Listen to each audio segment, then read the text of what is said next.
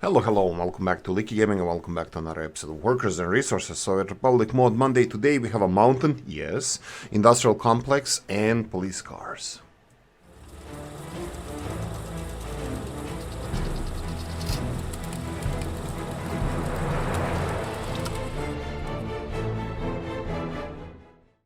Around 25 to 30 mods were released in the last 7 days. If you go and check them all out, you're gonna find something nice for yourself. I definitely did.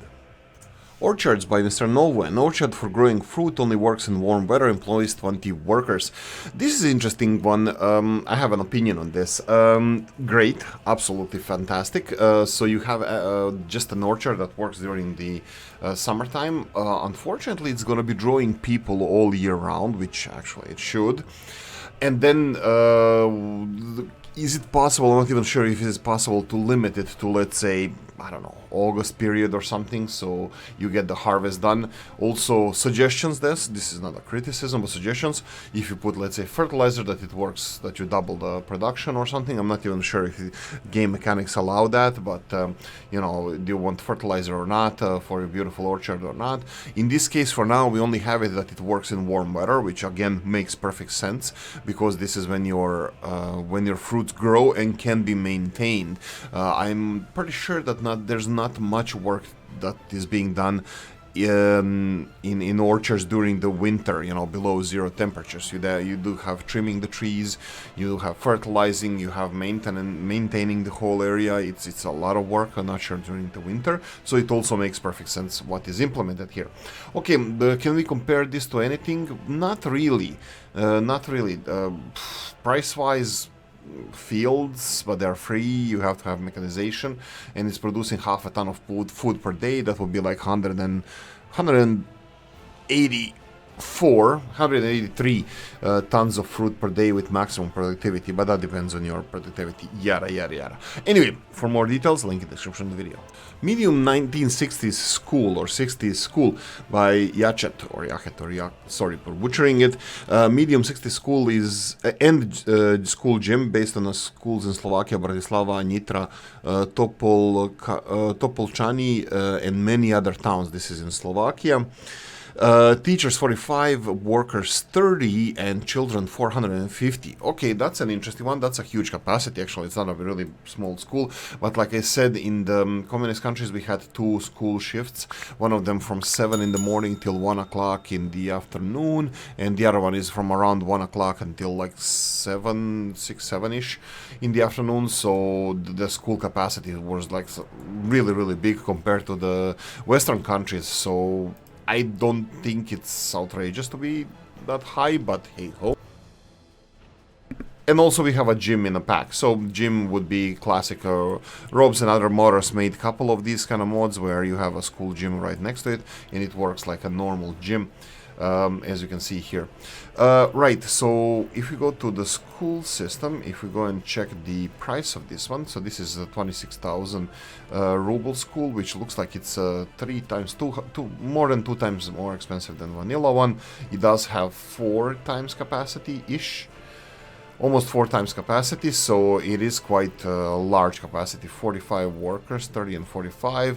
It does have 3 times more workers, so workers-wise, price-wise, it is quite realistic. What about the size-wise? It is the realistic size-wise if you take into account the multiple shifts that you have. I think it's quite nice. I think I'm going to be using it myself. Plus, it comes with the skins, so if you go and change it, quite noticeable and nice skins. And what about the gym? If you go to our gym area here, so that will be 1960 school gym, 12,200 rubles. It's more or less similar capacity to vanilla. Similar price to vanilla, but it's half the capacity. It's opposite from the school. It's more expensive and... oh, did we say more expensive? Price-wise is similar, but it's half the capacity, so it's not a cheating mod, definitely. Link in the description of the video. Wild Bunny and Light Industry Collection. This is a collection of light industry. It contains a brewery, food factories, textile, electronics assembly, and 2 storage buildings. More info can be seen on the pictures. I'm not gonna go into details of every factory, but it's really interesting, really interesting. This is a pasta factory which produces food. We have the tannery which produces fabric and meat from your cows. This is something we but uses chemicals as well.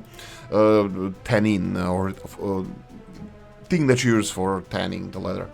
Then we have clothing factory, we have the brewery, you can see here, we're gonna compare some of them to vanilla. We have the flour mill that produces food as well as the pasta factory. What is the 15 into the, ooh, interesting, 15 into the 12. Oh wow, that's really good. That's a really good conversion. I really like this one because you can actually produce different types of food that doesn't waste so much, doesn't create so much waste. This is really good. For example, pasta factory here, it's almost 50% waste. It's actually 2/5 of the waste, or ish, and then we have 3.6 of the waste.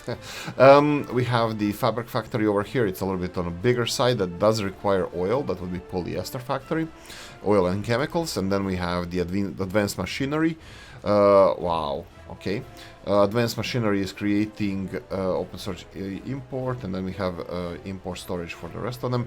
Right. This is the vehicle production of vehicles. This is interesting. Wow, there's a lot of these interesting things. So we have the synthetic meat factory, which would be crops and chemicals, and then you get meat. Interesting. We have a warehouse, and we have same thing, and then we have electronic assembly hall. 1,000 people electronic assembly hall. Wow, that's a lot. It does spew out 70 tons of electronics though, so this is a lot. We have a warehouse with a railroad, and we have a warehouse without a railroad, and they're even not the same. This is really beautiful. I think this is really nice pack. It does bring in a little bit different aspect to the game, like less waste for food production and this kind of stuff, which I'm really interested in. Really beautiful. What about the price of some of these factories? Just gonna go. I'm pretty sure that they are quite expensive, but let's go and check it out. So, for example, brewery, 80,000 rubles. Flour mill, 31,000 rubles. If we try to compare it to the, let's say, food factory, is 71. It's a little bit on a cheaper side, but flour mill, as you can see, is quite small. And the food production facility here, it's twice the productivity than flour mill. So yeah, take that as you wish. Then we have the pasta factory. Pasta factory is the one that wastes a little bit more. But as you can see, it's 123,000 rubles. So none of them are really cheap. Where is the car production? This is synthetic meat. I would like to see the car production factory. Electronics assembly hall. That's a big one. That is 300,000 rubles. This is really interesting. I'm actually quite impressed by this one. Polyester factory, 106,000. I'm pretty sure that most of them they have really realistic price tag on them. So definitely big thumbs up in my book. And for more details, link in the description of the video. A Torstein 92 and the Roadside base pack realistic modes start. This is a pack of multi-purpose roadside bays alternative to vanilla free realistic buildings for provisional road transport. All assets have optimized traffic inside and 2 entrances and exits to make vehicle moving smoother even on U-turns. It contains 1 bus stop end station, parallel parking, distribution office, construction office, maintenance office, fuel station, aggregated dump, open storage, and that's about it. So this is alternative to your vanilla free kind of buildings that you have, and I find it really they don't have collisions, by the way, so do make sure that you have a flat ground. As you can see here, if you don't, it's gonna look like this. For example, this is a car parking. This is the technical services. They do come with a little bit of fuel tanks, which is extremely realistic. As you can see here, they have 2 tons of fuel, and I'm pretty sure this correlates with 2 tons of fuel. There's other. This is the fuel dump. That will be the fuel station, I believe. Then we have things like the loose cargo storage. I'm gonna go and purchase some of this just to demonstrate. They do have a bigger capacity. This is interesting. This is something that I just noticed. It does have a bigger capacity than vanilla. It looks better than vanilla. As you can see, as we purchase gravel, it kind of grows the piles. But the vanilla, I believe, has 90 tons. I'm gonna just double check that.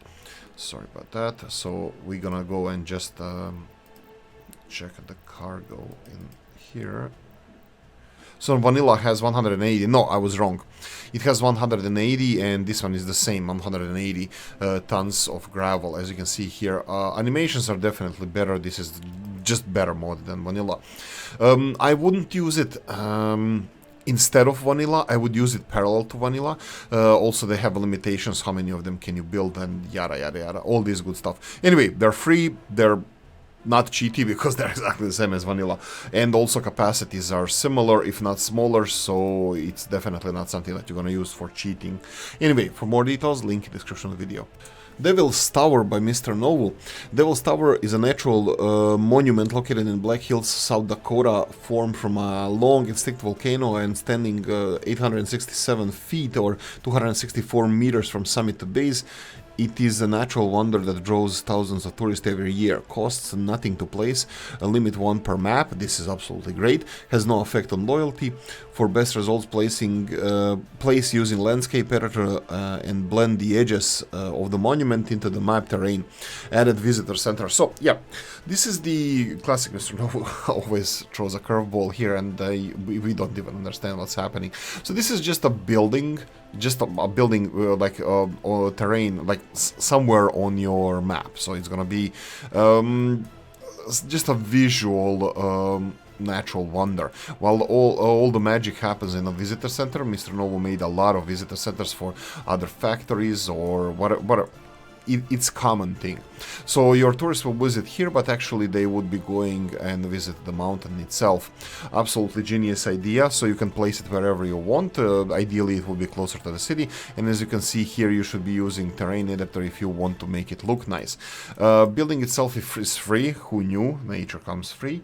And the visitor center, we can compare that. If we go all the way to the end, and we have the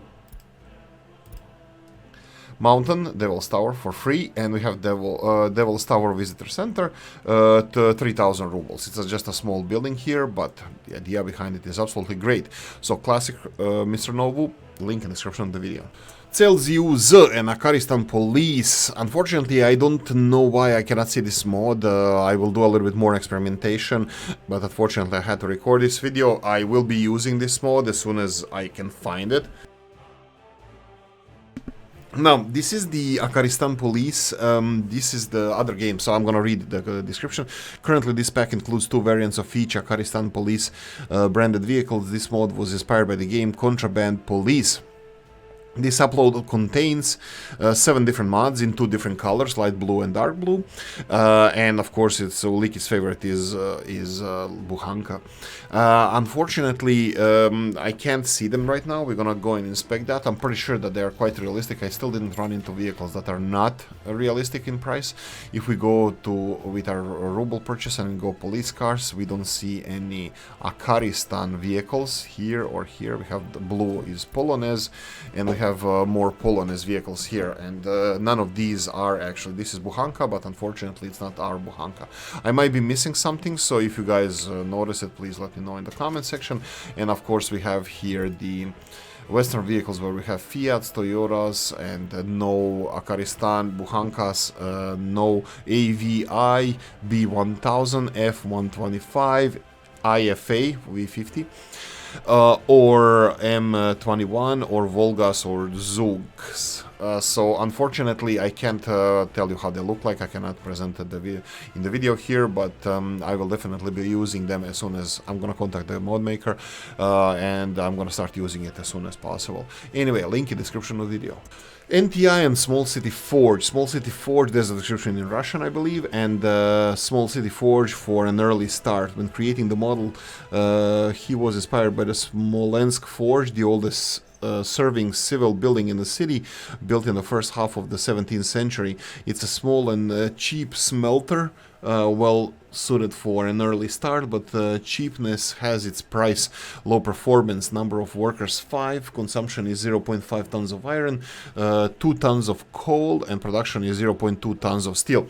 Now this mod was presented here only for one reason. This is for Cheap. Cheap, if you're watching this video, this is the forge that's gonna be pushing our railroad infrastructure all over our Let's Play country. all jokes aside, no, there's no jokes aside, I'm definitely doing that, but you can see here it's a beautiful little building. I'm actually interested in pollution, how much it generates if you put it in the city center. 0.2 tons of steel, 0.5 tons of iron, and 2 tons of coal. It's quite wasteful compared to vanilla. Let's see, 0.5, 0.2, so that means it's 40% iron, 60% iron is wasted compared to steel, and you need 2 tons of coal. So if we go for our vanilla ones, you are actually creating even less. This is less wasteful. What do you mean? It does require, what is this, 8 times more? Yeah, it does require 10 times more coal, while the vanilla requires 8 times more coal. And then we have the iron, which is required, like I said, 40%, and here it's vanilla that requires more iron per steel produced, so you will be saving iron in this case by using this small forge. Anyway, extremely beautiful building. Do we want to compare it? Well, why the hell not? Let's compare it and call it cheaty because it's much more affordable. 3,500 and pollution is 1 tons a year. Actually, that's kind of interesting. I might play around with this. Unfortunately, it does not have the external storage of steel, so you're gonna have to have your vehicle delivered here and constantly take the steel out. So how long is going to take you to build railroad infrastructure with this one? We'll see in my Let's Play. Link in the description of the video. Let's butcher this. Koshko Devoshka, me, and Koshko Devoshka, me, and United Arab Republic. Sorry for butchering the name.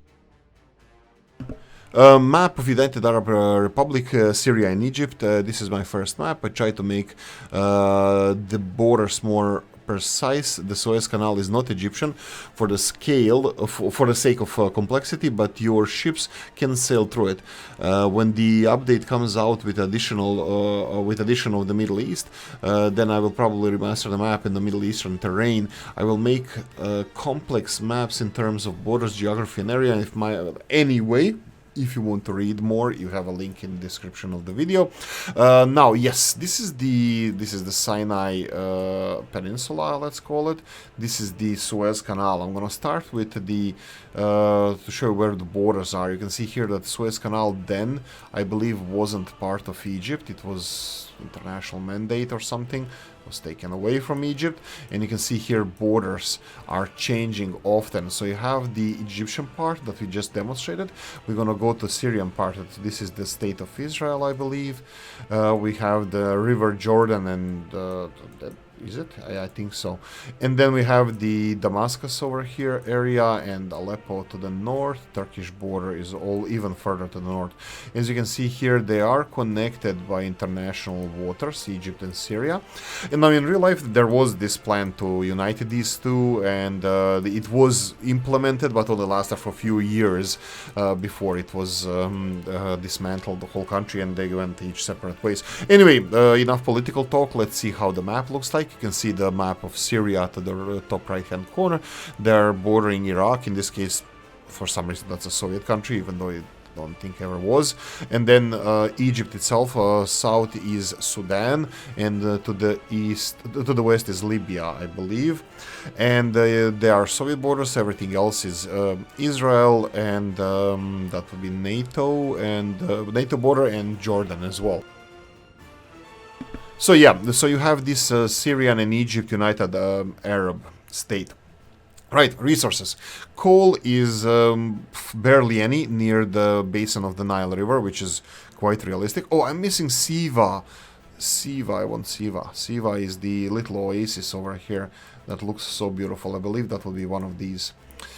Right, anyway, let's get back on track. A lot of iron on the coast of the Nile River, on the banks of Nile River, and you have a little bit of iron in North Syria. Oil, of course, plentiful. A little bit in Egypt, but a lot of bit in Syria.